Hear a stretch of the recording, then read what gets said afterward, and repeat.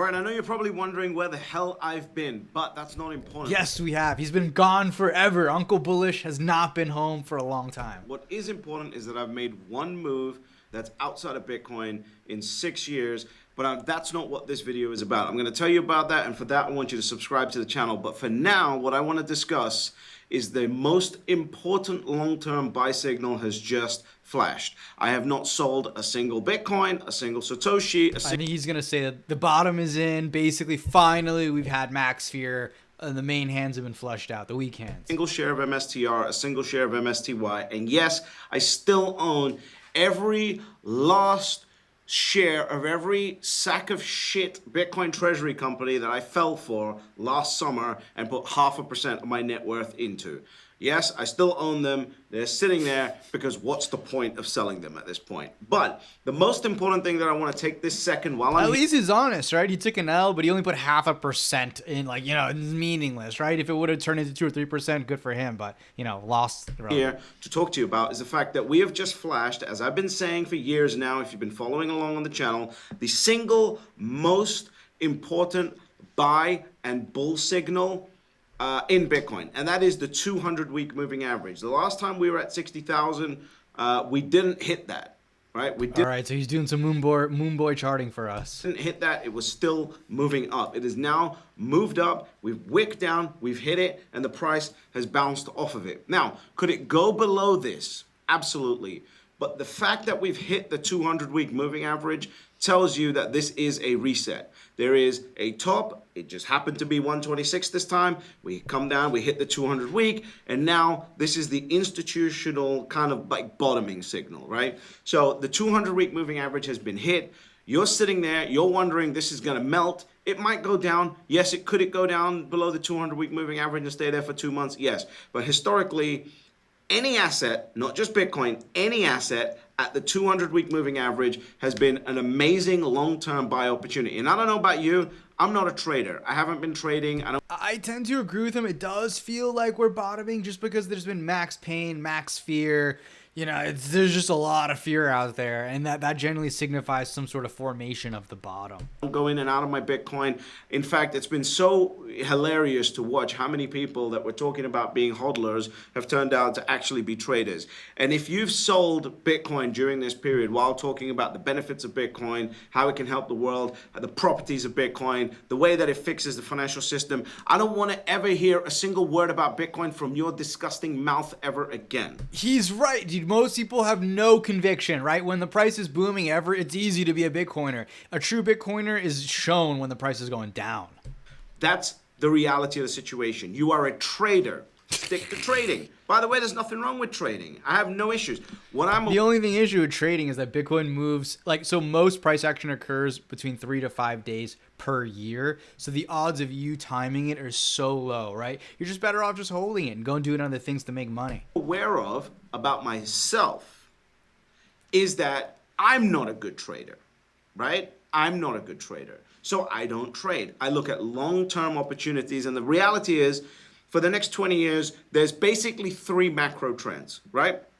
Number one is crypto, aka Bitcoin. And we know from all the studies that have ever been done in this, you're going to get 90% of the gains by just basically holding Bitcoin and a little bit of Ethereum, right? That's what's happened. Now, I don't hold any Ethereum, okay? I even had a little bit of Bitmine exposure from Tom Lee. Sold that too, right? Focused on Bitcoin. So that's... he is really all in, concentrated on one thing. I have to tip my hat off to him. I'm pretty well concentrated in Bitcoin as well, but man, dude, he is just a pure maxi. Basically, Bitcoin covers the crypto category. The next one that's going to do really well is biotech, right? Biotech is going to do amazingly well, and there's different things that you can do in that. He's absolutely right about that, because think about it. Like, they asked billionaires, would you give up all your net worth for an extra 50, 20 years, 30 years of life? Everyone said yes, basically, right? We would give anything to live longer and live healthier. Space, right? That's a very, very long term. We are in a 20-year cycle for biotech. The next one is obviously AI, and I don't know what the hell to do with AI, right? It's at the end of the day, there's so many different moving parts, so many different things. I'm trying to figure out what the move is on AI. But this is again why I want you to subscribe to the channel, because I tend to agree with him, right? I've been more preaching infrastructure on AI because who knows who the winner is going to be. It's so, OpenAI, Google Gemini, Anthropic, Claude, there's just like when it's like that, when the gold mine is going, go for the picks and shovels. these are the only three macro trends. All you've got to do is sit in them, and you're going to make a ton of money over the next 10 to 20 years. The reality is what everyone's doing right now is they're trying to trade because they're dissatisfied with the returns and they're feeling life run away from them. This is how the 99.5% get caught every single time. This is on every asset, on everything. If you bought like 2009, 2008 happened, 2009 happened, 2007 happened, people dumped their real estate, lost their real estate, they were over leveraged, et cetera, and all they had to do was just hodl through that period, right? Correct. My parents were a prime example, right? Bought in at 600,000 at the height of '08. It rode this thing down to 300,000. Now the place is worth like $1 million, and probably like just shy of $1 million. So yeah, you just got to hold, right? You through the rocky seas, and they can be a long time. It's every asset, 1929. I don't give a shit what period you want to talk about with major crashes. The winners hodl. Right? Now, are there people who... That's where that phrase comes when there's blood in the streets, buy land. It was when they were chopping off heads in Paris during the revolution. One really smart investor, Rockefeller, was just buying up prime real estate in Paris because he knew all of these things will come to pass. And trade in and out of these assets. Absolutely. I'm aware that I'm not one of them, right? Because the reality is Bitcoin makes, its main gain-making moves in about 14 days of every year. I'm not smart enough to know what 14 days they are. I might be in the gym when that happens. I might be traveling when that happens. I might be smoking a cigar when that happens. I don't know when that's going to happen. I'm not a full-time trader. I don't have high-frequency trading systems to monitor what's going on in the market 24/7, and I don't want to do that, right? So my job is to figure out what are the macro trends, right? My job is a future teller. That's really what, as a long... Yes, so make predictions about where you think the world is heading, right? That is what an investor is at its core, right? And if you are right, you make a ton of money. It's not really that complex, That's why a lot of the great investors read history. They're not really like math geniuses, like common sense guys that just read and understand history. Term hodler, that's what our job is. Our job is to sit here and go, this is where the world is moving, and I'm going to sit there until everyone shows up. It's what I did with Bitcoin at $3,500, right? That's when I got into Bitcoin. $3,500 to $5,000 was my main bulk purchases. And wow, he got in early, so he's up big, right? Because he was probably worth a few $1 million at that time. People always asking me like, "Oh my God, Bitcoin's gone down from 126 to 76,000. Are you not shitting yourself?" And my response is, "Motherfucker, I held this asset from 3,500 to 64,000, down to 34,000, up to 69,000." Down to 15,500 and back up to 126,000. Do you think a 40 to 50% drop phases me? He's got balls of steel, right? That's why he invented the gonado model, because the size of your return is directly proportional to your gonads. And it's so true, right? I even struggled to stomach some of these down drops lately. I'm like, oh, but I just know long term, this is going to be so much bigger than where we are right now. You really think that's what's going to do it? The amount of weakness that there is in Bitcoin right now is unbelievable. The reality is this. President Fink, Larry Fink, continues to buy. BlackRock continues to add.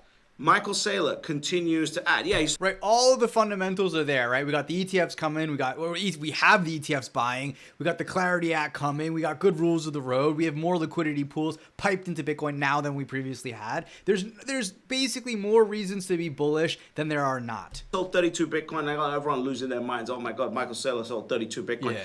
We got 800,000 Bitcoin, right? Sold 32 to educate the market. It's as simple as that, right? And again, if you've been watching the videos, you know that I told you you've got to keep things interesting. And one of the ways to keep things interesting is to let the market know that we're willing to adapt and understand how the market works. And if you've got to sell some Bitcoin to pay an 11% dividend while you're getting hundreds of millions of dollars to buy a 30% CAGR asset, that is the smart thing to do, right? But the reality is this. The MSTR thing does kind of scare me a little bit. I'm not going to lie, because if Bitcoin was to have a prolonged bear market, he would be under immense pressure. And then the market can punish you on top of that, right? By the shorts and short sellers and a lot of other dynamics. Not sold a single Bitcoin, not sold a single Satoshi, not sold a single share of MSTR, not sold a single share of MSTY. I continue to acquire. I'm focusing on understanding what's going on in these two other macro trends that I've told you about.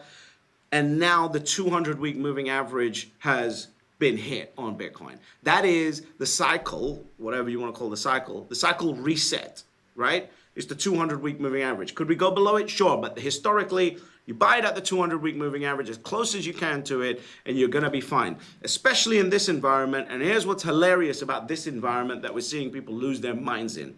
Number one, liquidity has started to actually turn up. Number two, the PMI. Yeah, well, it's really starting to turn up, but it's not yet here, though. Not at least in the crypto market. Numbers and the confidence numbers in the economy are starting to move up. Number three, the U.S. Administration is realizing that they've basically got an election coming up, and they've got to start unwinding some of these crazy things that they've been doing. So that's now going to cause stability in the markets too. The only X factor. Oh, none of these sound like great, strong reasons, personally speaking. Like, I just think we're going to in for more rocky times. I don't see the end in sight, at least not right now. Here now, from my perspective, my vantage point is Kevin Warsh came in basically sucking the president off, and now he's got to decide whether he's going to actually live up to that, right?